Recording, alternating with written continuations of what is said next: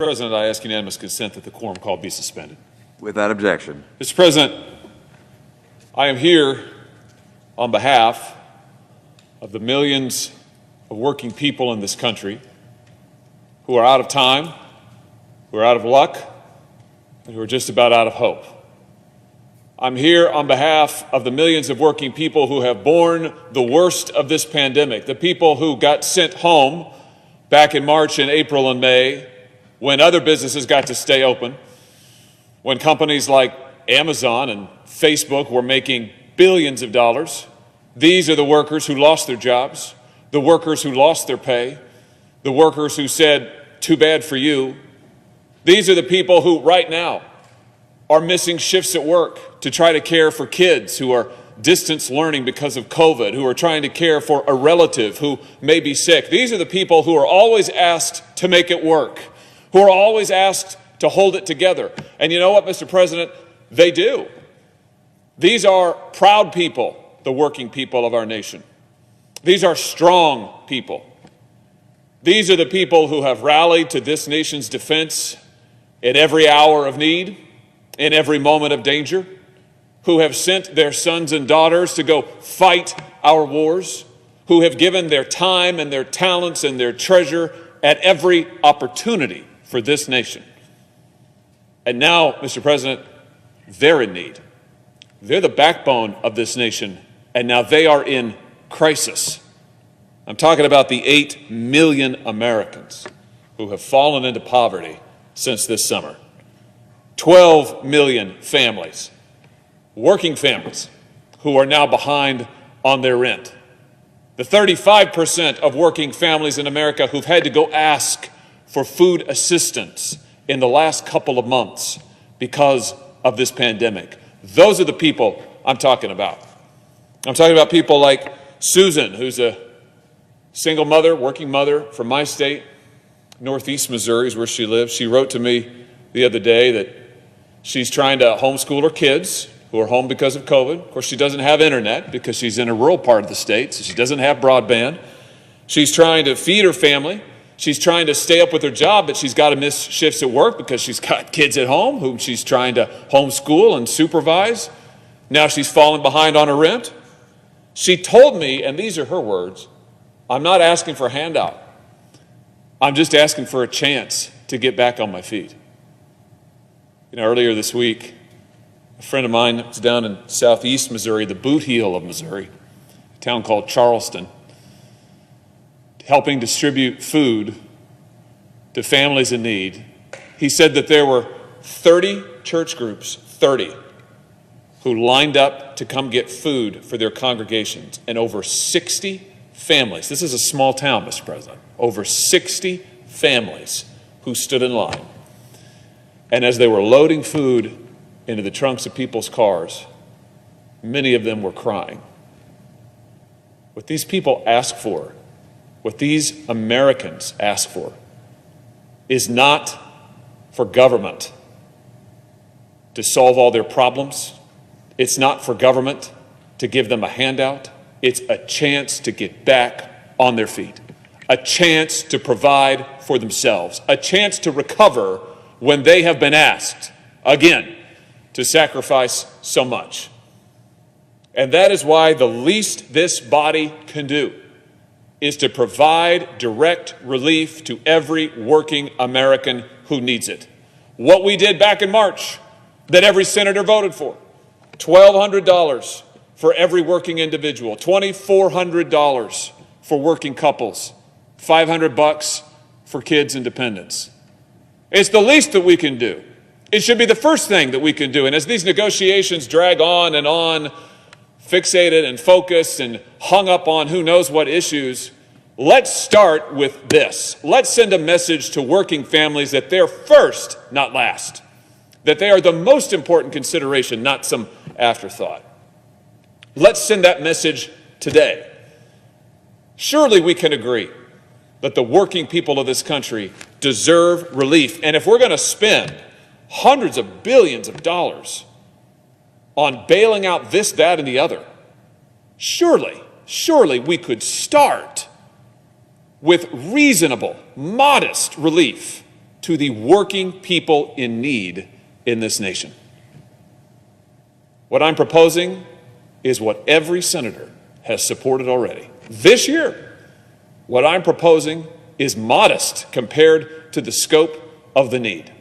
What I'm proposing will give working folks in my state and across this country a shot here before Christmas at getting back up on their feet, getting back to work, and getting back in a position to be able to provide for themselves. These folks who are the backbone of this nation.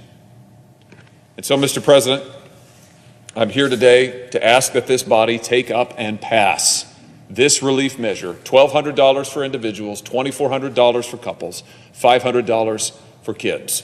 And as if in legislative session, I now ask unanimous consent that the Senate proceed to the immediate consideration of my bill at the desk. I further ask that the bill be considered read a third time and passed, and that the motion to reconsider be considered made and laid upon the table. Is there objection? Mr. President. The senator from Wisconsin. Reserving the right to object. Mr. President, first of all, I want to say to my colleague from Missouri that I certainly share, I think every senator in this chamber shares his concern for people who are hurting because of this COVID pandemic. Businesses have closed, people are on unemployment, people are in need through no fault of their own. This was an act of God, and that's one of the reasons why I certainly supported the CARES Act. That was over $2 trillion. In total, this body has passed well over $3 trillion, 15 to 16% of last year's GDP in terms of financial relief. My comments here are really not directed specifically at the senator from Missouri's proposal, because he makes many good points. We do have working men and women.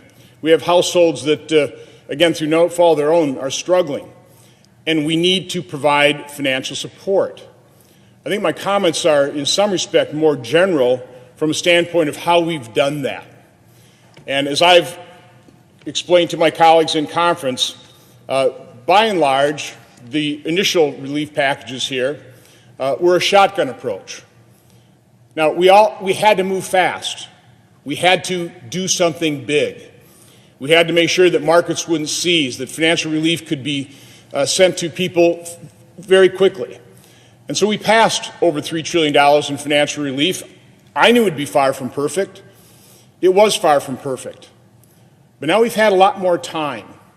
And anything we consider for this additional package that we're considering now, that's being debated, that's being discussed, that's being negotiated, ought to be far more targeted.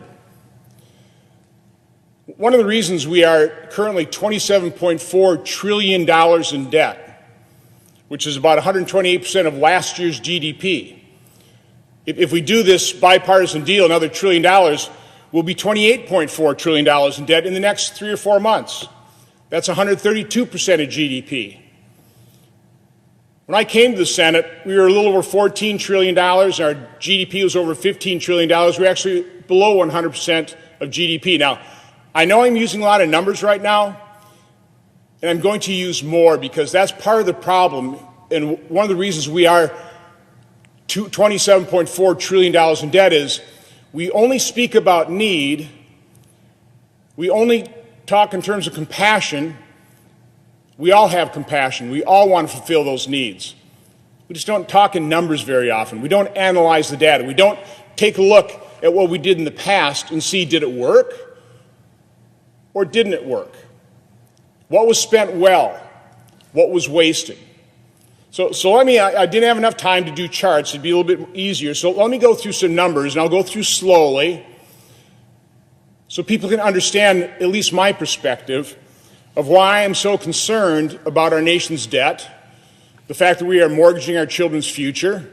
And I think we need to be very careful about mortgaging it further when we aren't doing it in a targeted fashion. So again, before the COVID recession hit, in December 2019, we hit a record number of people employed in this country. 158.8 million people were employed. That was a record. Our economy was humming because President Trump's administration put forward a reasonable level of regulation and a competitive tax system. That brought back entrepreneurial spirit. That supercharged our economy. We were at 3.5% unemployment. When I took econ, 5% was considered full employment. We were at 3.5% unemployment. Then COVID hit. And by April, we'd gone from almost 159 million people employed in this country to just a little over 133 million people. So that was a reduction in employment of a little more than 25 million people. Again, from 159 to 133, 25 million people less employed in this nation. Now, the good news, even though the pandemic's still not over, but the vaccine's being delivered, it's being administered, I think the end is in sight. We've already gained 16 million people employed. So now employment stands at 149.7 million people. 150 million people are employed, down to about 9 million jobs. 9 million. Okay? So I want you to keep those numbers in mind because they're important. And our unemployment rate stands at 6.7%. By the way, number of people unemployed, according to Bureau of Labor Statistics, a little bit different calculations, about 10.7. So we're in this, somewhere between 9 and 11 million people are currently unemployed. Now, in the CARES Act, again, which I supported because we had to provide relief, we did provide economic impact payments, what Senator Hawley wants to just duplicate. No changes, no modifications, no further targeting. What those economic impact payments were is about $275 billion to 166 million people. And remember, 25 million people lost their jobs. We sent out checks to 166 million people, averaging about $1,673 per person. What's maybe a more relevant figure is how many households did we send those checks to? We sent them out to about 115 million households, about $2,400 per household. So again, $275 billion to 115 million households. Now that was about 4.5 more households than the number of jobs lost. Today, with only 9 million jobs lost, not only, I mean, that's a big number, it's a big number, okay? I'm not minimizing that, but with 9 million jobs lost, if we just repeat it, send it out to another 115 million households, that's 12.6 times the number of jobs lost. And if we double it, it goes from $275 billion to $550 billion. That's a $500 billion. And I know a trillion doesn't sound like much anymore. Seems like hundreds of billions seem more, but now we're dealing in $1 or $2 trillion. It's pocket change apparently. I think it's important to ask, well, how was that money spent? Was it really spent on essentials? Was this money really needed? Was there any hope of actually that money being stimulative to our economy? Well, we have one study from the Federal Reserve Bank in New York. They issued it on October 13th of 2020. What they did is, since 2013, they've been sending out an internet national survey to 1,300 households called the Survey of Consumer Expectations. And with COVID, they decided to send out 2 special surveys, one in June and one in August. And here's what those survey results said. Of the $2,400 per household in the June survey, 18% of that $275 billion was spent on essential items. 8% was spent on non-essential. 3% on donations. For a total of 29% spent is what they call the marginal propensity to consume, 29%.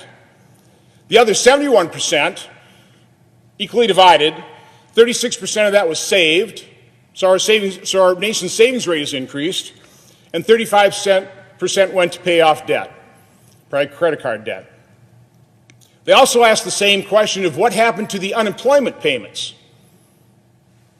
Very similar results. 24% of those unemployment payments, the plus up to $600 per week to state unemployment benefits, 24% was spent on essential consumption, 4% on non-essential, 1% on donations. For again, the same percentage, 29% was the marginal propensity to consume from the unemployment payments, 71% for savings and for debt repayment.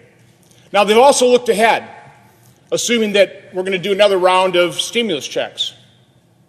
This time they asked their respondents, how would you spend $1,500 if you got a check? This time the respondents said they'd spend about 14% on essential consumption, 7% on non-essential, 3% on donations, for a total of 24% would be the marginal propensity to consume, 24%. 76%, again, on savings and debt repayment. So I don't think you can take a look at these direct payments to individuals as stimulative. Obviously, 18 to 24% is spent on essential items.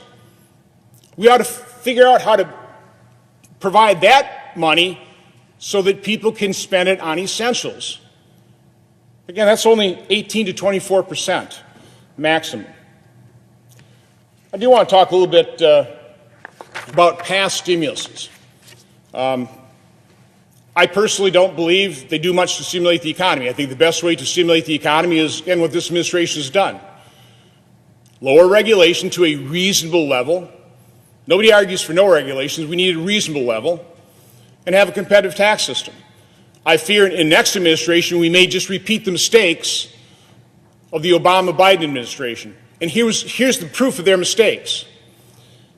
Again, remember those employment numbers. A record of about 159 million, currently 150 million people being employed. Well, back during the Great Recession, prior to that, we did have employment of about 146 million people in January 2008. By December 2009, that had dropped to 138 million people employed. But when President Obama took office, he had total control of Congress, a filibuster-proof majority here in the Senate. And within a month, they enacted the American Recovery and Reinvestment Act, $787 billion of proposed spending. In February of 2009, there were 141.6 million Americans working, 141.6, and the unemployment rate was 8.3%. Again, it continued to dip to December 2009 when it got down to 138 million. It took us 3 years from February of 2009 to get back to 141.6 million Americans working. And that's with a roughly $800 billion stimulus package that did not work, but it further mortgaged our children's future by another $800 billion. I wish these things worked. A quick aside, part of that American Recovery and Reinvestment Act, again, Democrats had total control, filibuster-proof majority in the Senate. Do you know how much they plussed up state unemployment benefits to help the unemployed? Those 8.3% of Americans? They plussed it up by a whopping $25 per week. And now they're arguing that $300 per week, which I believe is the current proposal, isn't enough. Kind of makes you wonder, doesn't it? So in summary, kind of reviewing these numbers, we currently are at 6.7% unemployment. I don't recall ever in the United States history where we've even begun to think that we should even spend $100 billion to stimulate an economy at 6.7% unemployment. But this is different. We have underemployed. We have families in need. There's no doubt about it. I completely support some kind of program targeted for small businesses so they can reemploy, so they can reopen, to restore capital. Their life savings have been wiped out. I have proposals. They've been ignored. So what I fear we're going to do with this bipartisan package and what the senator from Missouri is talking about is the same thing, a shotgun approach. We will not have learned the lessons from our very hurried, very rushed, very massive earlier relief packages. We're going to just do more of the same, another $1 trillion. It takes our debt from $27.4 trillion to $28.4 trillion in a couple months, with doing virtually no revisions, no improvements. And certainly what the senator from Missouri is talking about in terms of these economic impact payments, no revisions at all. Just spend another $275 billion send it out to 115 million households when we are currently at about 9 million jobs less than we were in a record economy before the COVID recession. So for all those reasons, I not only object to what Senator Hawley is proposing here, but I'm certainly lodging my objection to what's barreling through here. The train's left the station on the package that's being negotiated right now that is way too big, that authorizes more money, even though we've got $600 billion is there just for repurposing, no new authorization required. 52 Republicans supported it. But that's not good enough. We've got to throw another $300 to $400 billion on top, which is $300 to $400 billion more that we are mortgaging our children's future without reforms, without targeting. So, Mr. President, I object. Mr. President. The objection is heard. The senator from Missouri. Mr. President, I thank the Senator of Wisconsin for his perspective, which I always appreciate, and of course I appreciate working with Senator Johnson on so many issues. On this issue, though, I'm afraid we just are going to have to differ. And I just want to say this: nothing could be more targeted, no relief could be more important than relief for working people. Now, the senator's right. This body has spent trillions of dollars this year alone on COVID relief. We're getting ready to spend apparently another $1 trillion more, and yet working people are told they may be last, if they get relief at all. I don't think the American people understand that. I know people in Missouri don't understand it, and I just urge members of these bodies, go home and try explaining that to the people of your state. Go ahead, just try. Try telling them why this body can bail out the banks. We bailed out the banks to such a tune that now they've got money left over. Now we're going to take money back because we spent so much on Wall Street and the banks in the first part of this year. That's right. In fact, now I understand that my Democrat colleagues don't want to shut down all of the bank money because who knows what we might be able to do with that in the future. Oh, they're fine. They're more than fine. They're doing great. Now, Wall Street is doing great. Big tech, they're doing great. The big multinational corporations, fantastic. Working people are living in their cars.